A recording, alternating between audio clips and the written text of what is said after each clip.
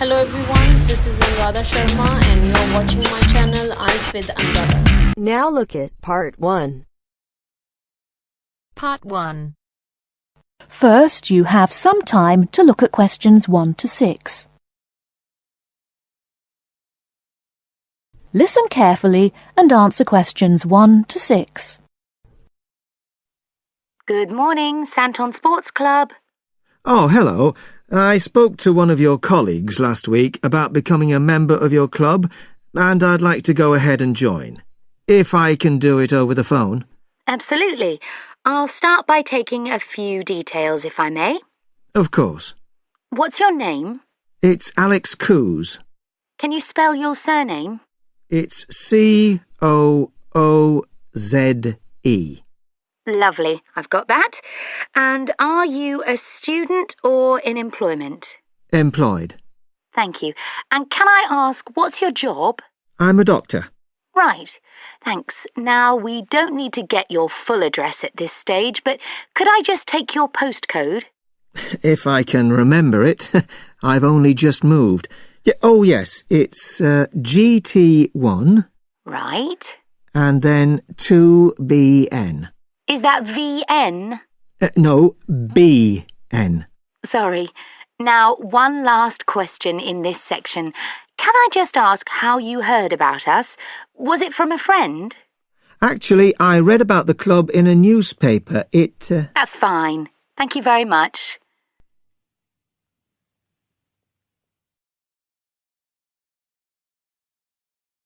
Before you hear the rest of the conversation, you have some time to look at questions 7 to 10.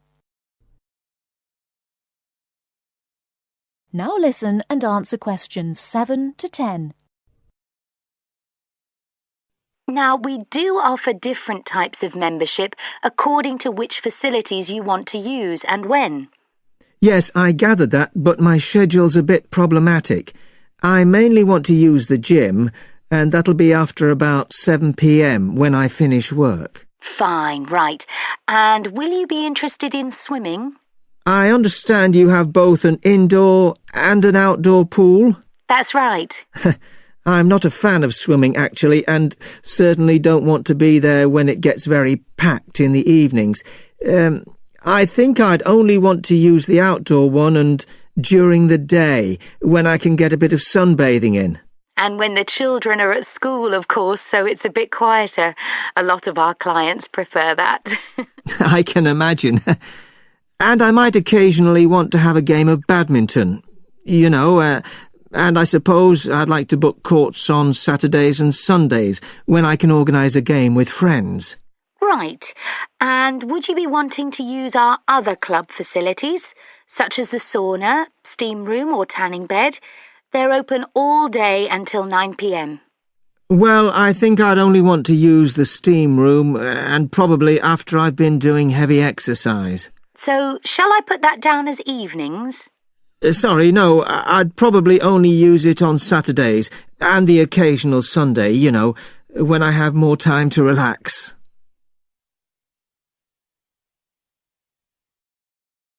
That is the end of Part 1. You now have half a minute to check your answers.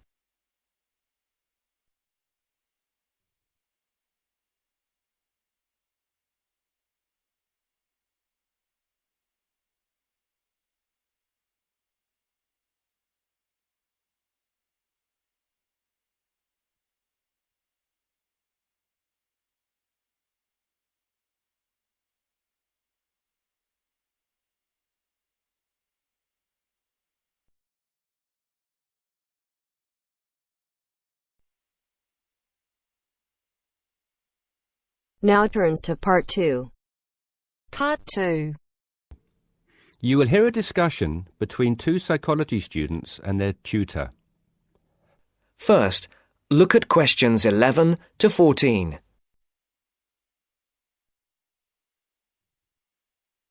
Listen carefully. So, how did you find the lecture yesterday? Reasonably interesting, but he sort of rushed through Maslow's work, which, considering it's been covered before, is fine for everyone else except me, who missed the last lesson. Why don't you fill him in then, Tina? Me? Oh, OK. Well, basically, it's simple enough. We all have certain needs, and what Maslow did was group them into categories. Depending on how successful your life has been or what stage of life you are at, your needs change and you shift from one of Maslow's categories into another. First, there's your basic needs. Physiological needs, the professor said. Is that right? Very good. These needs are pretty obvious. They're our most basic ones. Things every human needs to survive and function, like air, water, food, clothing and shelter. It's not rocket science, this bit. Maslow just points out that until we have satisfied those basic needs, our desires don't evolve into anything more complex and we don't seek any greater form of fulfillment. Isn't that a bit irrelevant today? Not really. Millions of people in the developing world are still fighting to fulfill these needs, fighting for their very lives every day. Good point. So anyway, Maslow represented what he called his hierarchy of needs on a pyramid, or in 2D, a triangle. With physiological being at the base, presumably. Yes, it's obvious, isn't it? What's at the other end of the spectrum, then? Well, to be at the pinnacle, you've got to have mastered the other levels of need. Then you are in the self-actualization zone. This is a place where you are very at one with yourself and looking to make the absolute most of your skills, talent and potential. You can only focus on maximising these, though, of course, if, as Maslow reminds us, you're fulfilled in every other sense. And what are these in-between levels, then? Well, after you've found food and water and shelter and so on, the next step is to fulfil your safety requirements. Safety does not just mean your physical safety, though. That's far too simplistic. It's also about your emotional safety, your job security and so on. And let me guess, after that it's the need for esteem. No, Maslow reasoned that after your physiological and safety needs are fulfilled, the next most urgent requirement is for friendship, intimacy, companionship and so on. You know, on an emotional level, building a family, having relationships, etc. Only then, after you have found a sense of belonging, does the need for esteem take precedence, he argues. Presumably that's the need to feel accepted and valued. Yes, but more on that later. Do you feel more comfortable now? Yes. Thank you both. Before the broadcast continues, look at questions 15 to 20. You will now listen to the second part of the talk. OK, now that you are both familiar with Maslow's hierarchy of needs, let's look at a few cases in point. Case 1. Crime boss in the slums of Mumbai. What do you think? Surely very low. Physiological, I'd have said. But he has food and shelter. A shed is hardly shelter. And how is living from hand to mouth every day adequate from a nutritional perspective? Oh, of course. You're right if you look at it objectively. But remember that human psychology is far more complicated than that. When quizzed, this person surprised researchers. First of all, he regarded his shed as adequate shelter and was completely content there. Secondly, he genuinely felt satisfied with his level of food intake. Thirdly, being the crime boss of the slums, he felt very safe, arguing that no one would ever touch him. He had no self-esteem issues either, since he had the respect of his fellow slum dwellers. It may have been fear, but he perceived it as respect. That is all that matters, and was quite content with who he was. I see. So it's not just about the reality of your situation, but also how you perceive that reality. Exactly. Most people would be very low on the hierarchy in his position, feeling like they wanted and needed much more. He did not. Now, what about case 2? A multi-millionaire rock star. Well, you'd naturally assume he's fulfilled his physiological and safety needs, but when you read on through his profile, look here, he's plagued by paranoia and thinks someone is trying to kill him. On that basis, given his state of mind, he must believe that his safety is compromised. So safety must be his primary concern. Very good. And look here at case 3, a property magnate. Having suffered badly during the recession, his portfolio of properties is in danger of being repossessed.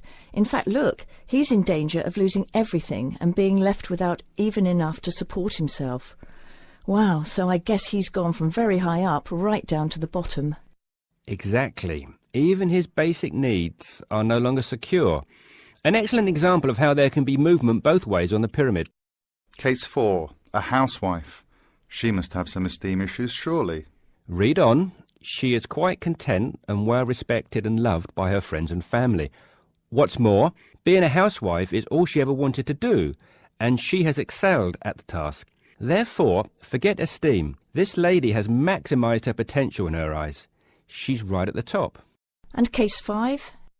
A very sad case. It is what it is. There are always innocent victims of war, and he was left with nothing, not even a home over his head. Every day is a struggle to survive. How sad. And last but not least, case 6. Another rock star, though a different story. He says the only thing he craves is friendship. He has everything, but is awfully lonely. I think it's obvious where he is on Maslow's hierarchy. Indeed. That is the end of part 2. You now have half a minute to check your answers.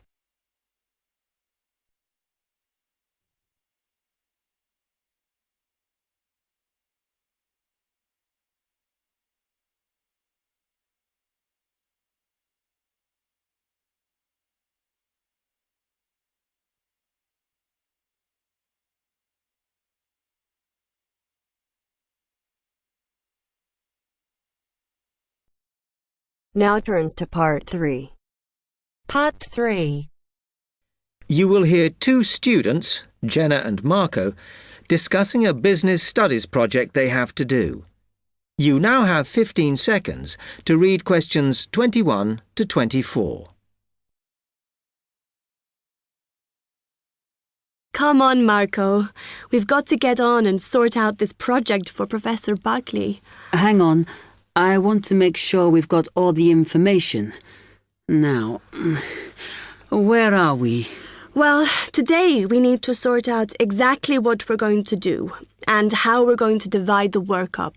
Okay. How long have we got, by the way? The end of term is April 6th, and he said to hand it in on week 8, so that's March 25th at the latest, because the beginning of that week is the 21st, so not long. Right. Have you got the notes there? Yes. He wants us to do a fairly small-scale study, like the last one, on whether or not businesses were offering more benefits to staff. And we've now got to look at the rise in older workers. It should be fairly straightforward. Yeah, as long as we keep it small. Who's marking it? I don't know.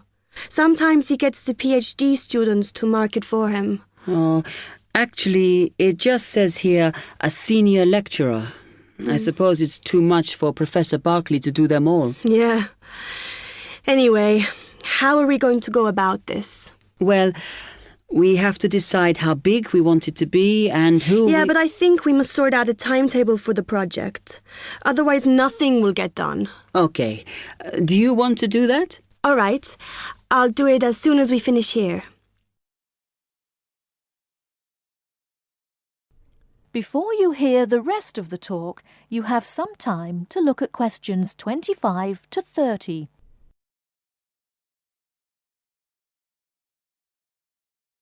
Now listen and answer questions 25 to 30. Okay, what do we have to do now for the project? What's the best way to go about it? Well, Professor Carter suggested we set up a focus group to get some in-depth interviews, but I think that'll take a lot of time. Yeah, I agree. If we did a focus group, we'd have to spend time deciding who to include in it, and it's not necessary to do one anyway. Oh, fine. And if you agree, I think we should get in touch with the businesses on the list Professor Carter gave us and ask them if they're prepared to participate. Sounds good. Then we can go there, give them questionnaires and collect them later. Exactly. Okay. Then do we need to book one of those study rooms in the library so we can work together to input the data? Perhaps not, as I guess just one of us could just sort it out actually. Yes, that would be easier. A lot of what we're doing is qualitative. So it'll be writing up rather than statistics. No software for that, I'm afraid. And I think it would look better if we had actual shots of some of the staff, because we're citing appearance as a factor in employability, aren't we? Yeah, okay. I'll factor that all in when I sort everything out tonight. I'm glad we decided to work together. I think it's going to work out well. Yes, well, given that we had to work in pairs on this project, I think we were right to choose each other. We complement each other academically, as we're each good at what the other isn't. In fact, we should have tried working together before. Yes. Now, how shall we split the work? I'll do the analysis, shall I? Oh, okay. It's just that it might be faster, because I'm used to doing it. Although your English is better than mine. I need more practice at reading, really. Okay, I'll do the presentation then, if that's okay with you. Yeah, sure. I don't mind speaking in public, but I hate preparing all the notes for them. The thing is, the tutor said one person should do the whole presentation, and he said he expects me to do it because I haven't done one yet. No, that's fine. Now, let's see.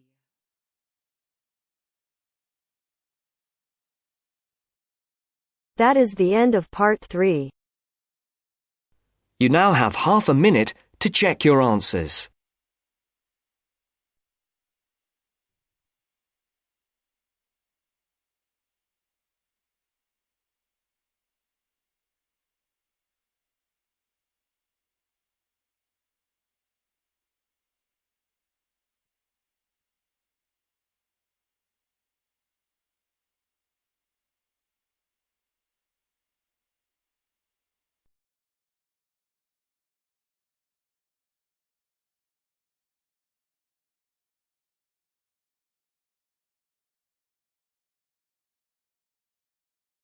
Now turns to part 4. Part 4. This morning, I'd like to look at the whole issue of contemporary art. What it is, how do we interpret it, what are its uses, and does art, in effect, have any advantages or disadvantages for society? First, you have some time to look at questions 31 to 40.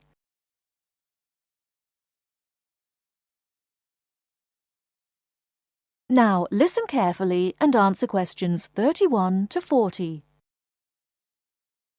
Welcome to this series of lectures on interpreting contemporary art. This morning, I'd like to look at the whole issue of contemporary art. What it is, how do we interpret it, what are its uses, and does art, in effect, have any advantages or disadvantages for society?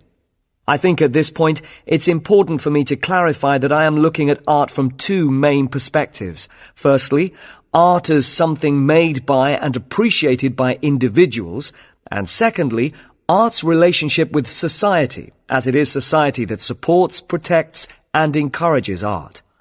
And I'm hoping that this lecture will act as a springboard for you to revisit your own artistic experiences and question your own ideas of what contemporary art means. Throughout this series of lectures, I'll be looking at various examples of art to illustrate my points. However, if at any point I show you an example which is unfamiliar, then please tell me, as it is imperative that you be able to use your past experiences so that you can check to see if your ideas agree with mine. So if you have not seen a particular work of art before, then this will not work. And let me remind you now that at the end of these lectures, you will be given a written assignment which will consist of a 2,500-word critical essay. This is not an art review, but an analysis of what you think this kind of art means. Okay, so what is contemporary art? Well, my view is that contemporary art reflects a particular time in history. In terms of Western civilization, this is the period that became known as the Renaissance, which began roughly in 1450. But this becomes confusing as the modern era is also considered to be from 1789, from the time of the French Revolution. Added to this are modern ideas and modern art that developed from 1890. This period has also been called the turn of the century. To try and somehow bring all these periods together, I shall define contemporary art as any art created from 1920 up until the present day. Turning now to the question of whether or not art is useful for society. Well, when we look back at the history of the West, we can see that there has been a tradition, especially in Western Europe, of art that was official. This meant that the government sponsored or subsidized the art. It could be said, therefore, that art has a cultural use, in that it can represent both the culture and history of a country. And let's remember what I said earlier, that this is both the history and culture of a particular time. Now, the disadvantage of this kind of official art is that it tends to be academic. And by that, I mean it is art that requires the person looking at it to be educated in art, at least to some extent. So it seems to me that this restricts this type of art to a particular social group. And whether you agree with this concept or not will depend on if you believe that art should be accessible to everyone. Of course, with the rapid developments in technology and advertising, the television, computer, and various forms of digital media, art has changed. And although there will always be a need for art to be subsidized by governments, we see today art forms that are surviving on individual subsidy. Sometimes this is through the support of wealthy patrons, such as businessmen or famous people. But it also operates on a more simple level. I refer here to the art that is done on walls and in streets, sometimes called amateur art. But it is the art of graffiti, and it is now accepted as an art form in itself. So here we come to what I see as another advantage for society, in that art is a means by which people can express their ideas, their feelings. Of course, in the case of graffiti, there is much debate as to whether the advantages outweigh the more negative side, which is when graffiti artists paint on public buildings. This creates unnecessary expense and also damages these buildings, which are meant for public use. We will be looking at some examples of this later on. Now, many critics of contemporary art have pointed to art that is often violent and even obscene. But I would like to suggest that such art is not meant to only shock us. It also has the element of exposure, so it can teach us about the violence in society. This then brings us to another advantage of art. It can raise awareness, help us see things in a different light. The disadvantage of this is that art can be dangerous. What I'm saying here is that if we accept that contemporary art has the power to influence our feelings and attitudes, then we have to accept that art can evoke negative feelings like anger as much as it can give us feelings of hope and peace. But art is, after all, about us, so it can be about our beliefs and our behavior. And as human beings, we possess both positive and negative traits. I'd like to show you some slides now to illustrate what I've been talking about. That is the end of part 4. You now have half a minute to check your answers.